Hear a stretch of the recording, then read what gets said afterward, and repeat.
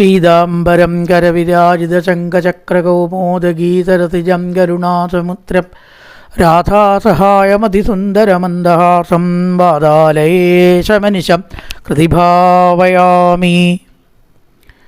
നമസ്കാരം. സനാതനധർമ്മ സംഹിതകൾ പങ്കുവയ്ക്കാനായുള്ള നാദശ്രീ ചാനലിലേക്ക് എല്ലാവർക്കും സ്വാഗതം. ഞാൻ മധുസൂദന വാര്യർ. പ്രിയരെ, ഈ ചാനൽ ബെൽ ബട്ടൺ അമർത്തി സബ്സ്ക്രൈബ് ചെയ്യുന്നതോടൊപ്പം ലൈക്ക് ബട്ടൺ കൂടി അമർത്തണമെന്ന് ഓർമ്മിപ്പിക്കുന്നു.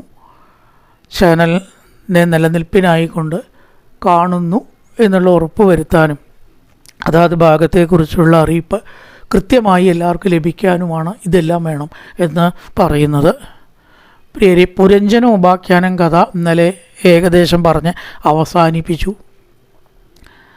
നാരദൻ പ്രാചീന ബർഹിസിന് പറഞ്ഞു കൊടുക്കുന്നതായിട്ടാണ് ഈ കഥ. എങ്ങനെയാണ് ഒരു ശരീരം വിട്ട മറ്റൊരു ശരീരത്തിലേക്ക് ജീവൻ പോകുന്നത് എന്നും ഈ പ്രയാണത്തിന് എങ്ങനെ വിരാമമിടാമെന്നുമാണ് നാരദൻ പറഞ്ഞു കൊടുത്തത്. സത്സംഗത്തിൽ കൂടിയിട്ടും ഈശ്വര ചിന്തയിൽ കൂടിയിട്ടും മാത്രമേ ഈ ശരീരം എടുക്കുക എന്ന പ്രക്രിയയിൽ നിന്ന് നമുക്ക് മോചനം പറ്റുള്ളൂ. പിന്നെ അവസാനമായിട്ടൊരു ശ്ലോകം കൂടിയുണ്ട്. അതൊരു സുഭാഷിതത്തിൽ നമ്മൾ പറഞ്ഞതാണ്. ക്ഷുദ്രഞ്ചരം സുമനസാം ശരണേമിതിത്വ രക്തം ഷഡംഗ്രിഗണസാമസുലുബ്ധകർണം അഗ്രീമൃഗാൻ അസുരുപോ വിഗണയ്യാന്തം പിട്ടേ മൃഗം മൃഗലുബ്ധകബാണ ഭിന്നം. അവിടെ ഞാനും വിസ്തരിക്കുന്നില്ല. സുഭാഷിതത്തിൽ കേട്ടവർ നിങ്ങൾ ഓർമ്മയുണ്ടാവും. മുമ്പിലൊരു ചെന്നായ വായ പിളർന്ന് നിൽക്കണു, പിന്നാലെ ഒരു അസ്ത്രം കുലച്ച് നിൽക്കണു. രണ്ടായാലും അപകടമാണ്.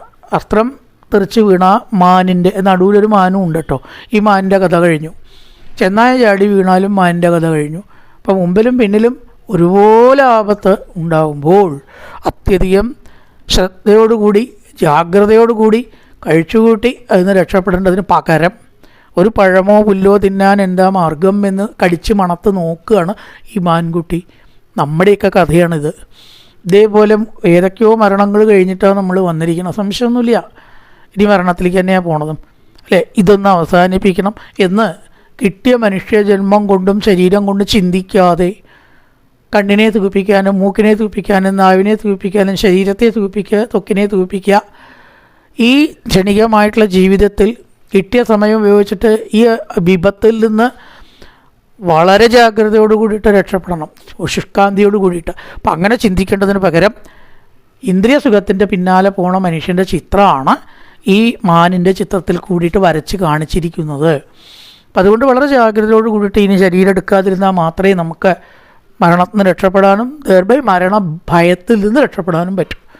മരണത്തിന് രക്ഷപ്പെട്ടാൽ മരണഭയം ഉണ്ടാവേണ്ടതാവും. മരണമുള്ളിടത്തോളം കാലം മരണഭയം ഉണ്ടാവും. അപ്പം എന്താ വേണ്ടത്? മരണവും ജനനവും രണ്ടും ഇല്ലാണ്ടാക്കുക. ഈ ഒരൊറ്റ വിദ്യയാണ് മഹാബ്രഹ്മവിദ്യ എന്ന കണ്ടുപിടുത്തം.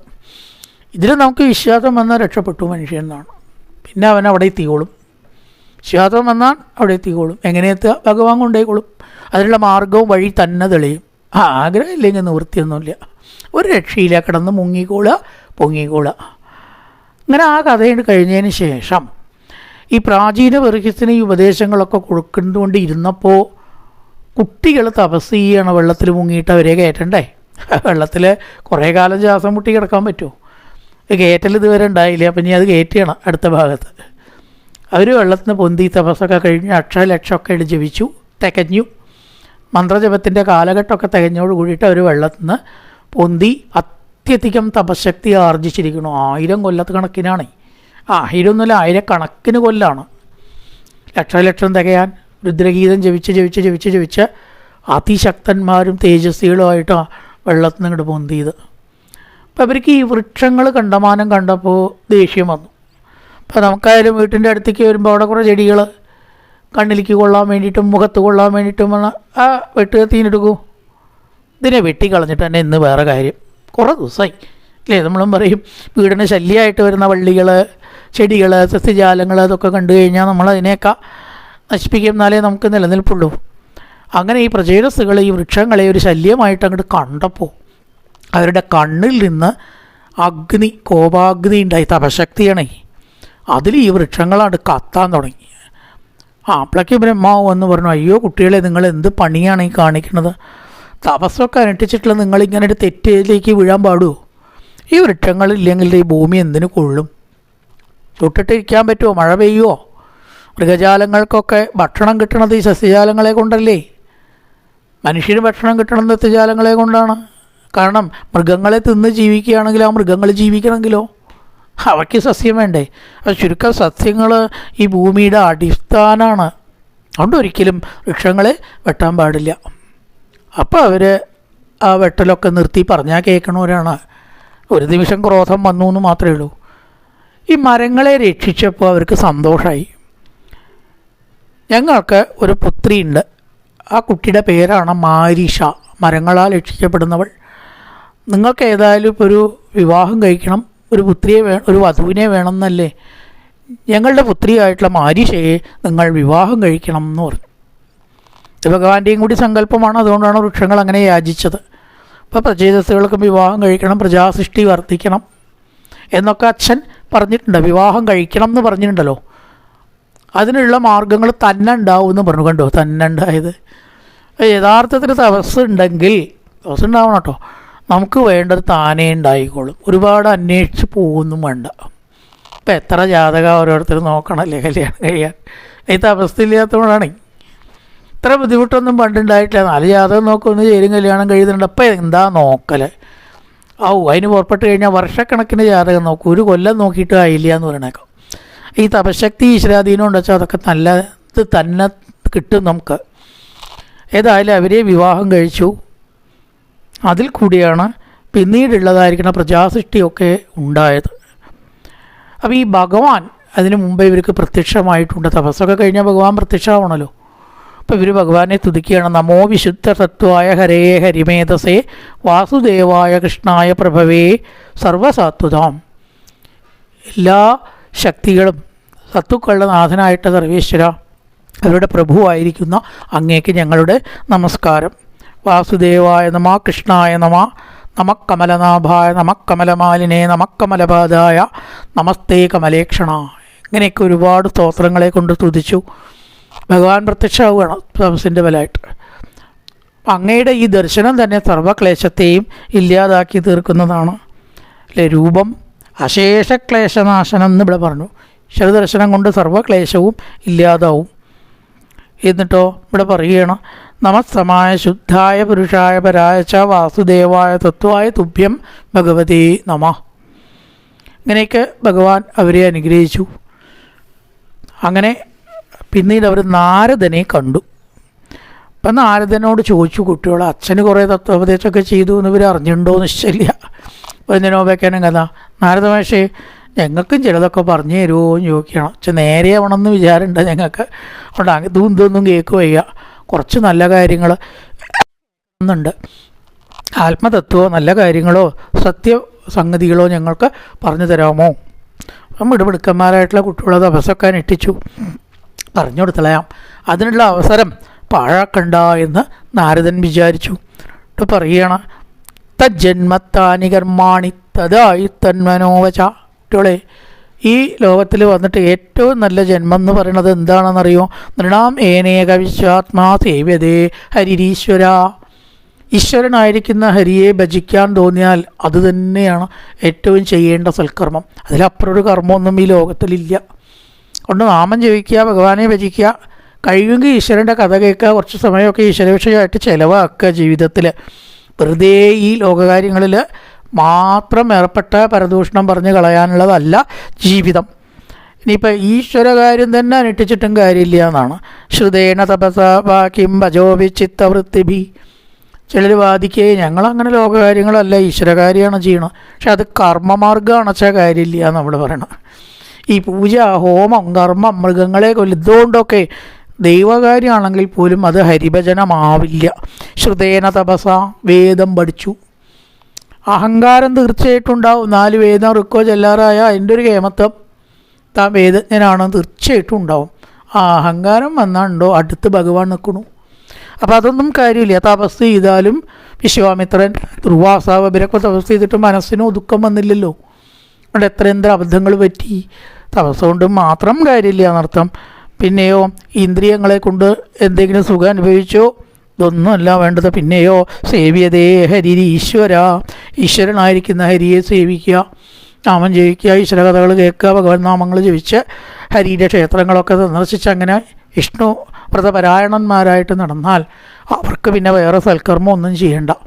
ഏതുപോലെ യഥാതരോർ നിഷേചനേന തൃപ്യന്തി തൽ സ്കന്ധഭുജോപശാഖ, ഏത് പ്രകാരത്തിൽ വൃക്ഷത്തിൻ്റെ കടക്കിൽ നനച്ചാൽ അതിൻ്റെ ശാഖോപശാഖകളിലെല്ലാം അതിൻ്റെ ബലം എത്തിച്ചേരുന്നുവോ, അതുപോലെ ഭഗവത് പാദത്തിൽ അങ്ങോട്ട് മനസ്സ് കൊടുത്താൽ അതിൻ്റെ ഫലമായി സർവ്വവിധ മംഗളങ്ങളും നന്മയും നമുക്ക് വന്നു ചേർന്നോളും. ഓരോരോ കൊമ്പത്ത് പോയിട്ട് നനയ്ക്കേണ്ട, അതേപോലെ പിന്നെ നന്മയ്ക്ക് ഓരോന്ന് അന്വേഷിച്ച് നടക്കേണ്ട ആവശ്യമില്ല എന്ന് പറയണം. ഭഗവത് പാദപത്മങ്ങളെ മനസ്സിൽ ഉറപ്പിച്ചാൽ അവൻ്റെ കാര്യമൊക്കെ എങ്ങനെയെങ്കിലുമൊക്കെ ഭഗവാൻ നടത്തി കൊടുക്കും. അഥവാർഹണം അച്യുതേജ്യ, എല്ലാ പൂജ ചെയ്ത ഫലം കിട്ടും. അച്യുതനായിരിക്കുന്ന ഭഗവാനെ നമ്മൾ ഭജിക്കുകയാണെങ്കിൽ. പറയുകയാണ്, സൂര്യൻ ഉദിച്ചാൽ അന്ധകാരം തന്നെ പൊക്കോളും അല്ലേ. സൂര്യൻ ഉദിച്ചത് നമ്മൾ ഇരുട്ടിനെ അടിച്ചൂരി കളയേണ്ട ആവശ്യമുണ്ടോ? ഇന്നത്തെ ഉപകരണങ്ങൾ എന്താ പറയുക, വാക്വം കൊണ്ട് ക്ലീനറെ കൊണ്ട് ഇരുട്ടിനെ അടിച്ച് കളയണ്ട. ഇരുട്ട് വെളിച്ചം വന്നാൽ തന്നെ പോവില്ലേ. അതേപോലെ ഭഗവാനാകുന്ന സൂര്യനാണ്ട് ഉദിച്ചാൽ മനസ്സിലത്തെ ഇരുട്ട് മാലിന്യങ്ങളൊക്കെ തന്നെ അകന്നു പൊക്കോളും എന്ന് പറയണം. പിന്നെ എന്ത് ചെയ്യുക? ദയാ സർവഭൂതേഷു സന്തുഷ്ട്യാ ഏണകേനവ സർവേന്ദ്രിയോപശാന്ത്യാച തുഷ്യത്യാശു ജനാർദ്ദന, എല്ലാ ജീവജാലങ്ങളിലും ദയുണ്ടാവുക, കിട്ടിയതുകൊണ്ട് സന്തോഷിക്കുക, അത്യാഗ്രഹം ഒന്നിലും ഇല്ലാതിരിക്കുക. അങ്ങനെയാവുമ്പോൾ ഭഗവാൻ താനേ സന്തോഷിച്ചോളും. നമ്മുടെ ജീവിതമൊക്കെ പണ്ടൊക്കെ വളരെ ലളിതമായിരുന്നു. എത്ര പൈസ കിട്ടിയാലും മതിയാവില്ല എന്നുള്ള അവസ്ഥ ഇന്നത്തെ പ്രത്യേകതയാണ് അല്ലേ. പണ്ട് പറയുന്ന സന്തുഷ്ട്യ ഏണകേനവ, 3 മാസം ചക്കയും മാങ്ങിയായിട്ട് കഴിയുന്നതാണ്. ചക്കയും മാങ്ങിയും 3 മാസം, മാർച്ച് ഏപ്രിൽ മെയ് ഒക്കെ ആയിട്ട് ചക്കയും മാങ്ങിയും 3 മാസം, താളും തകരിയും 3 മാസം കൂട്ടാൻ വയ്ക്കാൻ, അങ്ങനെ 3 മാസമാണ്ട് കഴിയും. കൂർക്കയും കിഴങ്ങും 3 മാസം, പറിച്ചെടുക്കണ കിഴങ്ങ് വർഗ്ഗങ്ങളെ തിരുവാതിരക്കിഴങ്ങ് അധികാരമൊക്കെ ഇട്ട 3 മാസം, അങ്ങനെയും ഇങ്ങനെയും 3 മാസം, അങ്ങനെയും ഇങ്ങനെയും.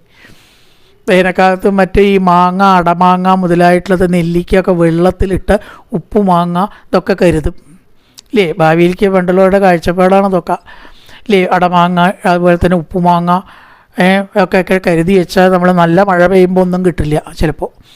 അതുകൊണ്ട് അരച്ചലിക്ക് ഉണ്ടാക്കിയിട്ടും കൂട്ടാണ്ടാക്കിയിട്ടും കഴിച്ചിരുന്നു അല്ലേ. അതാണ് ഈ അങ്ങനെ ഇങ്ങനെയും.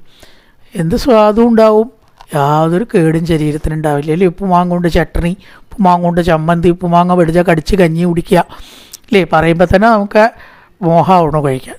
പണ്ടൊക്കെ ഉപ്പുമാങ്ങ അതൊക്കെ അത്ര നല്ലതാണ്, ഒരു കേടും ഉണ്ടാവില്ല ശരീരത്തിന്. അതാണ് അങ്ങനെയും ഇങ്ങനെയും. 3 മാസം കിഴങ്ങ്, 3 മാസം മാങ്ങ, 3 മാസം താള് തകര. രാത്രി കർക്കിടക മാസങ്ങളിലൊക്കെ ഒരു കാളും തകരിയും താളുകൊണ്ടും ചേനത്തണ്ട് കൊണ്ടൊക്കെ കൂട്ടാനൊക്കെ വെച്ചിട്ട് നമ്മൾ കൂട്ടില്ലേ. എത്ര ലളിതം ആലോചിച്ചു. ഒരു കൊല്ലത്തേക്കുള്ള പച്ചക്കറിയുടെ ലിസ്റ്റാണ് ഇപ്പോൾ ഈ പറഞ്ഞത്. സഞ്ചി എടുത്തിട്ട് പൂവും വേണ്ട, വിഷം അടിച്ചിട്ടുള്ള സാധനങ്ങൾ വാങ്ങി അപകടമാക്കും വേണ്ട. ഒരു പയറും വെണ്ടയ്ക്കയും അങ്ങനത്തൊക്കെ വിശ്വസിച്ച് കൂട്ടാൻ പറ്റില്ല. എന്താ കാരണം അറിയോ? മരുന്നടിച്ചിട്ടാണ് അത്ര ഇതൊക്കെ ഉണ്ടാക്കണത്. അതിൻ്റെ വിഷാംശങ്ങളൊക്കെ എങ്ങനെയൊക്കെ കഴുകിയാലേ പോവാന്ന് ആർക്കറിയാം. പലവിധ രോഗങ്ങൾ നമുക്ക് വരുന്നതും ഈ പച്ചക്കറിയിൽ നിന്നാണെന്നാണ്. തൊടിയിലുണ്ടാക്കി ഇത് കഴിച്ചൊക്കെ ഒരു കുഴപ്പമില്ല.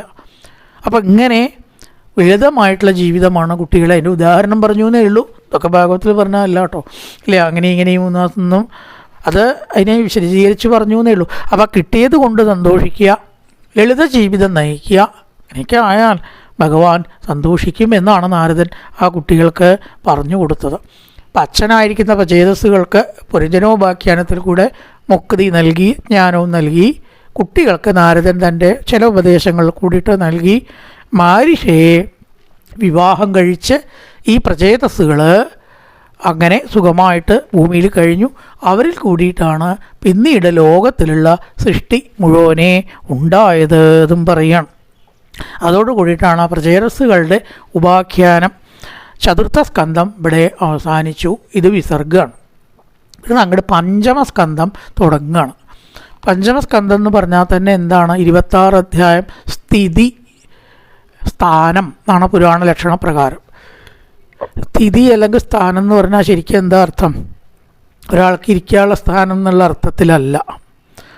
അതായത് ഈ ലോകത്തിൽ വ്യവസ്ഥകൾ നിലനിർത്താൻ ചില സംവിധാനമുണ്ട്.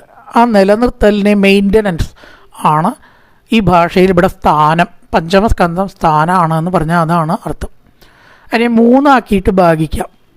ഒന്ന്, ഈ ലോകത്തിൽ രാജാക്കന്മാരുടെ maintenance of law and order. ഇത് പറഞ്ഞാൽ മനസ്സിലാവുക ചേട്ടാ. പോലീസ്, പട്ടാളം, അല്ലെങ്കിൽ കോടതി, നീതിന്യായ വ്യവസ്ഥ, ഇതൊക്കെ ഇവിടെ വ്യവസ്ഥകൾ നിലനിർത്തുന്നതിനെയാണ് പറയണത്. അങ്ങനെ കുറേ അധ്യായങ്ങൾ, 14-15 അധ്യായം വരെ. ഈ കുറച്ചാണ് കഴിഞ്ഞാൽ ഈ പ്രപഞ്ചമാകുന്ന സാമ്രാജ്യത്തിനെ നിലനിർത്തണം. സൂര്യൻ, ജ്യോതിർഗോളങ്ങൾ, ചന്ദ്രൻ, ഭൂമിയുടെ ഭ്രമണം ഒക്കെ ഈ രാജ്യം നിലനിർത്തലല്ല, ഈ ലോകത്തെ നിലനിർത്തണം. പ്രകൃതിയാകുന്ന വലിയ ഒരു സാമ്രാജ്യത്തെ നിലനിർത്തലാണ് ഭൂഗോള വർണ്ണനയെ കൂടിയിട്ടൊരു 10 അധ്യായം. അതാണ് കഴിഞ്ഞാലോ പിന്നെ ഒരു നിലനിർത്തലും കൂടി ഉണ്ട്, ഈ ലോകം വിട്ടിട്ടുള്ള നിലനിർത്തൽ. ഇവിടെ ജീവിക്കുമ്പോഴാണല്ലോ ലോകം. ഈ ലോകം വിട്ട മറ്റൊരു ലോകത്തേക്കുള്ള ഏർപ്പാടുകൾ. മരിച്ചാണ് പോയാൽ എന്താ ഉണ്ടാവുക? ദുഷ്കർമ്മങ്ങൾ ചീത്തയായിട്ട് നരകമായിട്ട് അനുഭവിക്കണം, സൽക്കർമ്മങ്ങൾ സ്വർഗാദി സുഖങ്ങളായിട്ടും അനുഭവിക്കാം. ആ നരകവർണ്ണനയാണ് അവസാനത്തെ അധ്യായത്തിൽ. അപ്പോൾ അത് ഇവിടുത്തെ കാര്യങ്ങളേ അല്ല, ഈ കാണുന്ന പ്രപഞ്ചവുമല്ല, അതിൻ്റെ അപ്പുറത്ത് ചില കാര്യങ്ങളുണ്ട്. കണ്ടതൊന്നുമേ സത്യമല്ലെന്നത്, ഈ കാണുന്നതൊന്നും അല്ലാത്ത ചില സത്യങ്ങൾ അവിടെ നമുക്ക് കാണേണ്ടി വരും. അതാണ് നരകവർണ്ണന. അപ്പോൾ 3 കാര്യമാണ് പഞ്ചമസ്കന്ധം.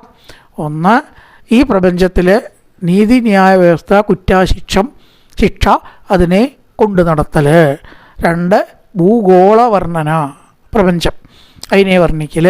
3, ഈ ലോകത്തൊന്നും അല്ലാത്ത ശരീരം വിട്ടാൽ അനുഭവിക്കേണ്ട അവസ്ഥകൾ.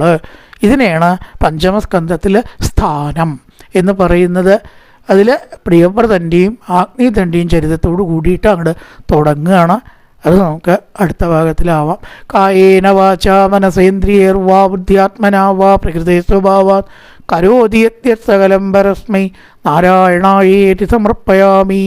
ഓം പൂർണ്ണമദ പൂർണ്ണമിദം പൂർണ്ണാത് പൂർണ്ണമുദച്യതേ പൂർണ്ണസ്യ പൂർണ്ണമാദായ പൂർണ്ണമേവാവശിഷ്യതേ. ഓം ശാന്തി ശാന്തി ശാന്തി. ഹരി ഓം ശ്രീ ഗുരുഭ്യോ നമഃ. ഹരി ഓം.